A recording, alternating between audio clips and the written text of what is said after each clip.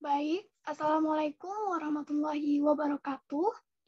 Perkenalkan, saya selaku moderator dari kelompok 4 kelas A02 akan memandu jalannya diskusi pada hari ini.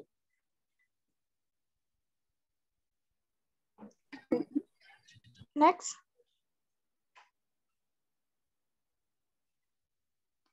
Adapun materi yang akan kami presentasikan yaitu mengenai pendidikan anak ADHD. Anggota-anggota dari kelompok 4 sendiri, yang pertama ada Maisyarah, yang kedua Muhammad Amin, yang ketiga Ruwaida Maulaya Fatayan, dan yang keempat saya sendiri Sri Fatonah. Materi selanjutnya akan dijelaskan oleh teman saya yang bernama Maisarah. Kepada Maisarah dipersilakan.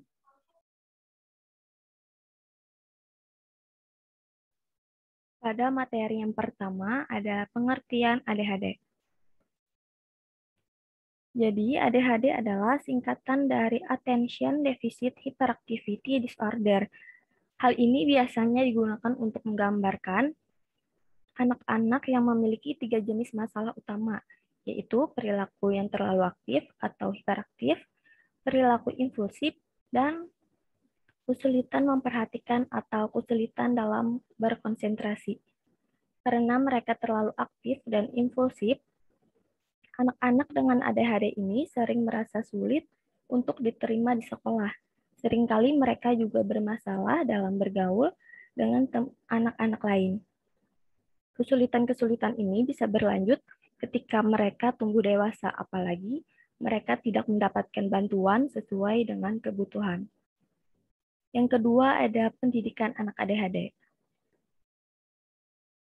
Dalam pendidikan anak ADHD, yang pertama ada sistem sekolah. Yaitu yang pertama ada struktur. Untuk anak-anak ADHD, struktur adalah salah satu kata yang paling menantang yang akan mereka temui karena mengganggu rutinitas. Namun, kebenarannya sama halnya dengan anak pada umumnya, mereka membutuhkan dan akan merespon dengan baik jika sistem yang ada itu tepat. Yang kedua ada sistem perilaku. Bersamaan dengan struktur sekolah, sistem perilaku diperlukan yang mencerminkan kinerja positif dan negatif. Contohnya seperti token, stiker, bagan bintang, dan sertifikat. Anak-anak dengan ADHD harus memiliki konsekuensi langsung terhadap perilaku mereka. Mereka tidak mungkin termotivasi oleh target jangka panjang yang tersedia untuk semua, seperti mendapatkan laporan akhir jangka panjang yang bagus. Imbalan langsung, konsisten, dan nyata seperti yang disebutkan di atas. Sangat penting agar sistem sekolah, sistem perilaku bekerja. Dan yang terakhir ada hubungan teman sebaya.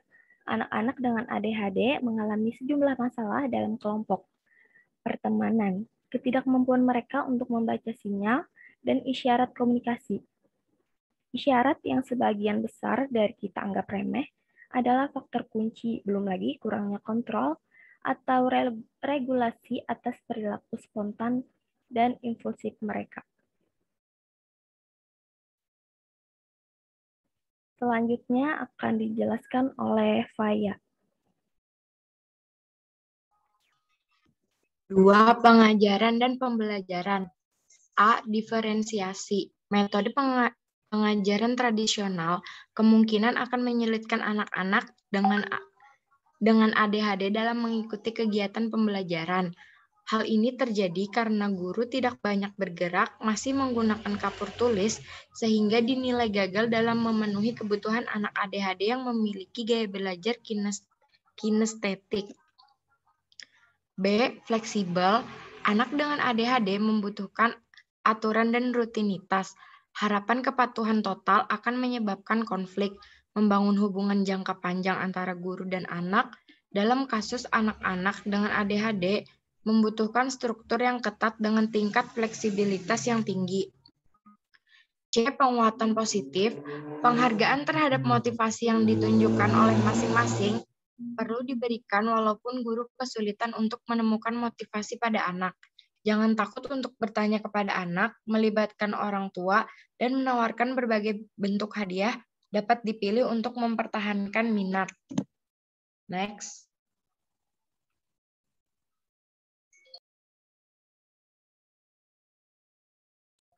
Tiga, mengatasi perbedaan belajar dan perilaku di ruang kelas. Mengajar siswa dengan beragam kebutuhan telah menjadi norma di sebagian besar ruang kelas di Inggris, Columbia. Beberapa dekade yang lalu, siswa yang mengalami kesulitan mencapai kesuksesan dalam sistem sekolah cukup berhenti sekolah dan langsung memasuki dunia kerja. Namun karena pasar kerja menjadi lebih kompetitif, kelulusan sekolah menengah telah menjadi persyaratan minimum.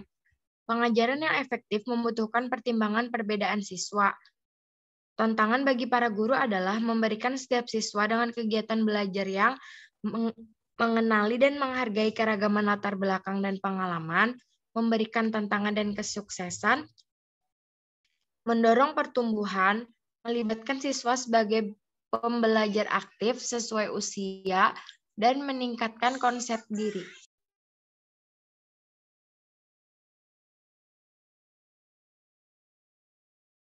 Selanjutnya akan dijelaskan oleh Muhammad Amin.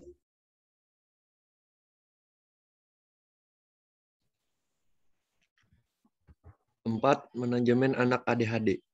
Siswa dengan ADHD dapat mengambil manfaat dari penyesuaian beberapa aspek kehidupan mereka. Jika orang tua dan pendidik bersama dengan penyediaan layanan lainnya dapat bekerja bersama untuk membantu siswa ADHD, maka mereka lebih cenderung menjadi dewasa yang mandiri. Kombinasi dari konseling individu dan keluarga, pelatih orang tua, dan kelompok pendukung.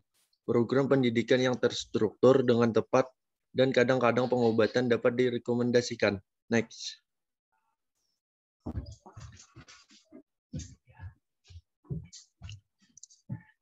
Manajemen yang efektif harus mencakup beberapa komponen berikut. 1. Meningkatkan pemahaman tentang anak ADHD. 2. Peningkatan keterampilan untuk mengelola siswa dengan ADHD. 3. Meningkatkan harga diri pada siswa ADHD. 4. Restrukturasi lingkungan. 5. Peningkatan komunikasi sekolah dan rumah. 6. Layanan dukungan berbasis sekolah. 7. Intervensi medis. Next.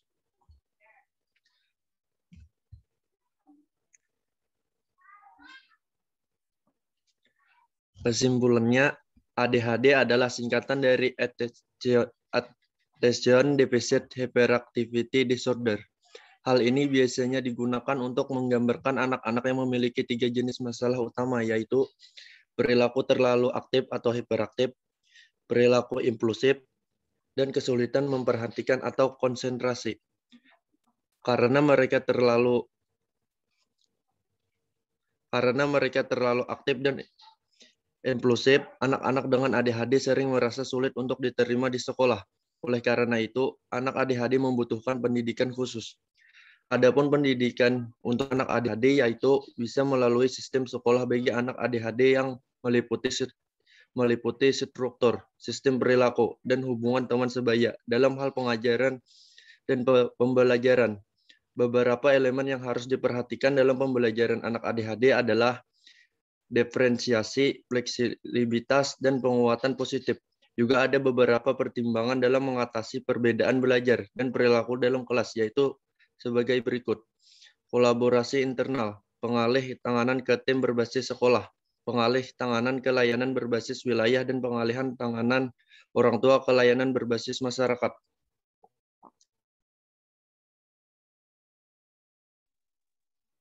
Baik, mungkin itu saja yang dapat kami jelaskan mengenai pendidikan anak ADHD. Apabila ada kritik, saran, serta pertanyaan, bisa disampaikan melalui kolom chat atau langsung on mic. Terima kasih.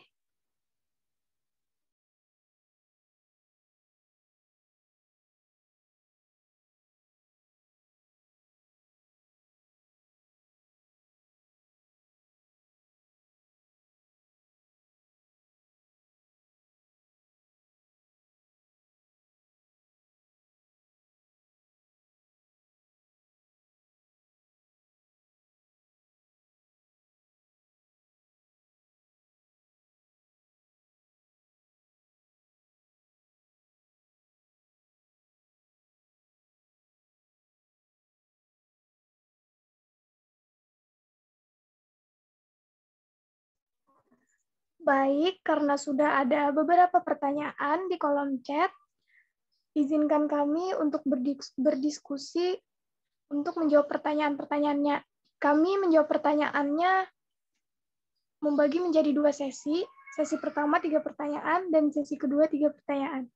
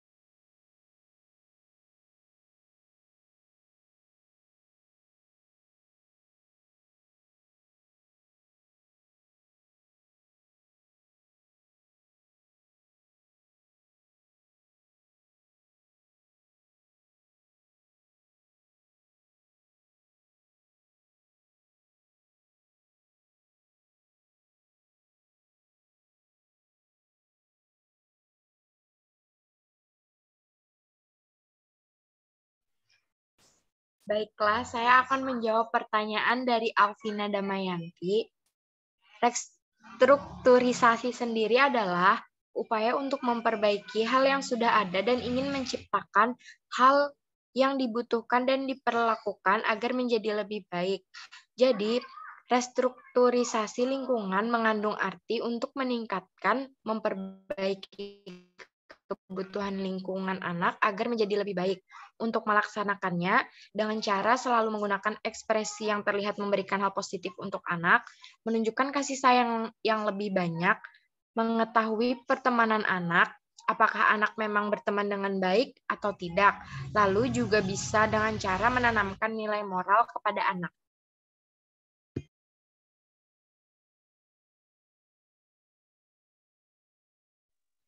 Kepada Alvina Damayanti, apakah bisa dipahami ataukah ada sanggahan lagi? Makasih, ya bisa dipahami. Terima kasih.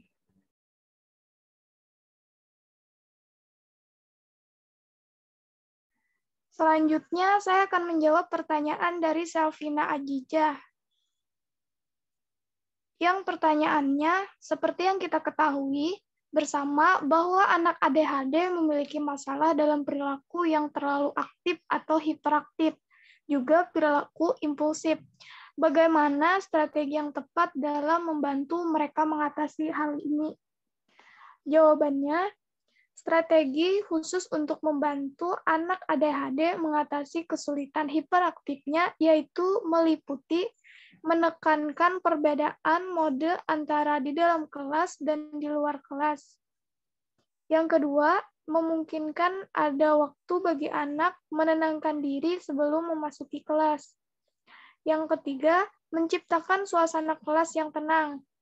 Yang keempat, memungkinkan adanya latihan gerak seluruh tubuh atau peregangan selama pelajaran.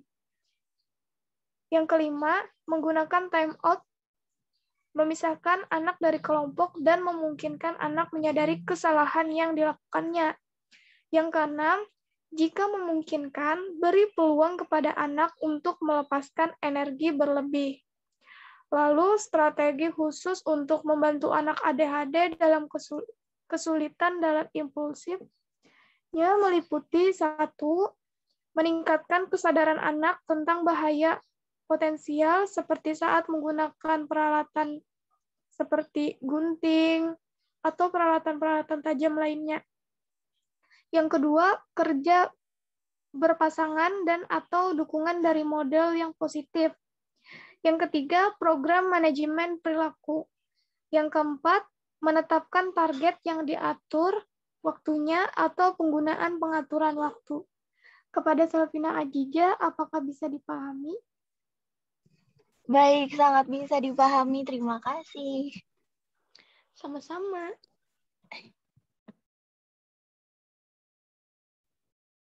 Saya akan menjawab pertanyaan dari Ma'rifah Nafsiyah. Jadi pertanyaannya, bisakah kalian memberikan contoh meningkatkan konsep diri pada anak ADHD sehingga pembelajaran yang dilakukan dapat efektif dan efisien sesuai dengan yang dibutuhkan anak.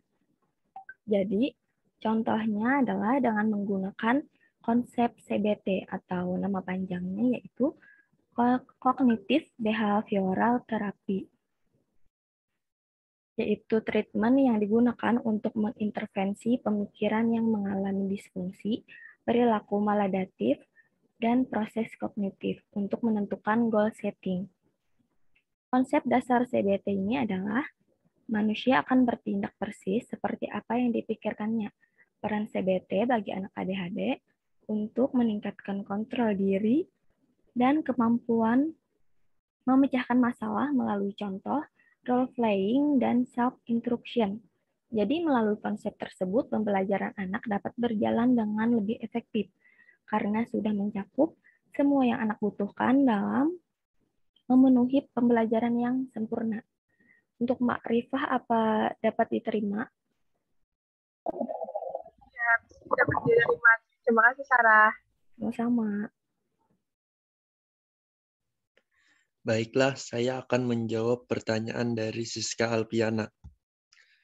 Bagaimana jika saat kalian mengajar nanti mendapatkan anak ADHD yang sangat sulit sekali memperhatikan pembelajaran saat kalian menjelaskan? Bagaimana sikap yang tepat dalam menangani anak tersebut? Yaitu tentu untuk kunci utama adalah menghadapi anak ADHD itu mempunyai kesabaran. Anak ADHD perlu bimbingan khusus yang lebih ekstra jika memang dia sangat sulit dalam memahami dan memperhatikan pembelajaran. Sebagai guru, kami akan mengajarkan anak secara terpisah dengan khusus sampai anak tersebut dapat memahami dengan baik. Bagaimana Siska Alfiana, apakah bisa dipahami? Bisa, terima kasih. Terima kasih.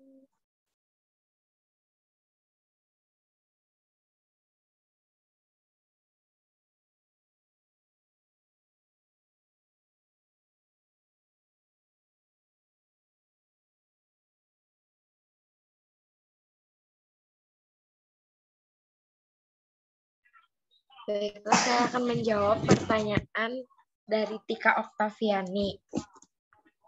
Untuk membantu memotivasi anak ADHD untuk belajar, yaitu 1. Komunikasi yang baik antara guru dan orang tua siswa ADHD.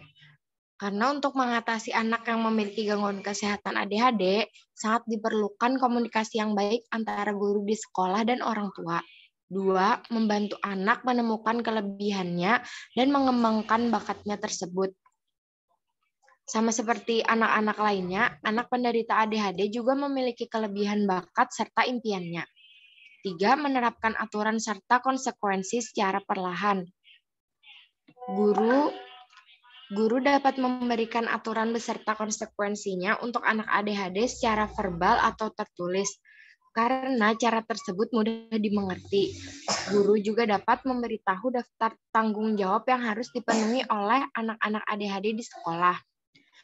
4. Jauhkan dari hal yang mengganggu konsentrasi. Ada beberapa hal-hal kecil yang mungkin dapat mengganggu konsentrasi anak ADHD. Oleh sebab itu, anak harus mengatur suasana pembelajaran di kelas senyaman mungkin.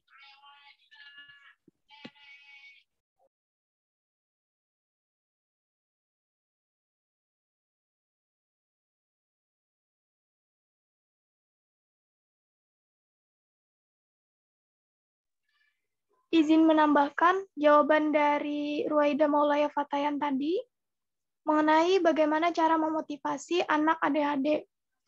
Yaitu juga bisa dengan cara memberikan reward atau hadiah setiap kali anak itu melakukan hal yang baik. Dengan pemberian reward tersebut akan memotivasi si anak agar bisa selalu melakukan hal-hal yang baik. Kepada Tika Oktaviani, apakah bisa dipahami atau ada sanggahan yang lain?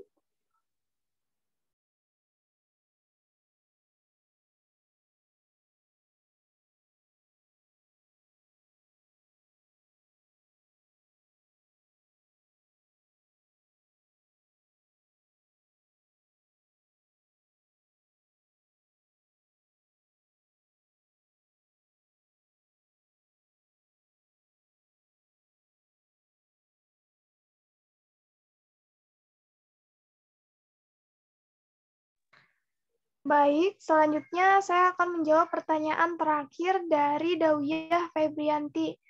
Yang pertanyaannya, bagaimana dampak jika anak ADHD tidak di manajemen sendiri sedini mungkin? Jawabannya, apabila tidak segera di manajemen sedini mungkin, maka akan berpengaruh kepada masa depan anak tersebut. Anak dengan gangguan tersebut membutuhkan pelayanan khusus dalam memenuhi kebutuhannya, dalam meningkatkan potensi dan meningkatkan kemampuannya. Anak ADHD memerlukan kebutuhan untuk pengendalian diri yang berkaitan dengan pengurangan atau menghilangkan hiperaktivitasnya, peningkatan rentang perhatian, dan pengendalian impulsivitas. Kedua, berkaitan dengan kebutuhan belajar yang diperlukannya suatu metode belajar yang berbeda dari anak-anak normal lainnya. Dengan manajemen sendiri, mungkin tentu saja hal-hal yang anak butuhkan itu telah terpenuhi dengan baik karena manajemen pendidikan untuk anak ADHD tentu saja sudah diminimalisir dengan sedemikian rupa mengenai kebutuhan-kebutuhan yang tentunya mereka butuhkan dalam pendidikan dan kehidupan sehari-hari. Kepada Dawiyah Febrianti, apakah bisa dipahami atau ada sanggahan? Baik, bisa dipahami. Terima kasih atas jawabannya. Sama-sama. Baik, mungkin itu saja yang dapat kami sampaikan. Kami dari kelompok 4 kelas A02 mohon maaf apabila ada kekurangan dalam materi kami serta penyampaian atau saat kami menjawab pertanyaan-pertanyaan dari kalian. Akhir kata, wassalamualaikum warahmatullahi wabarakatuh. Waalaikumsalam warahmatullahi wabarakatuh. Jangan keluar dulu.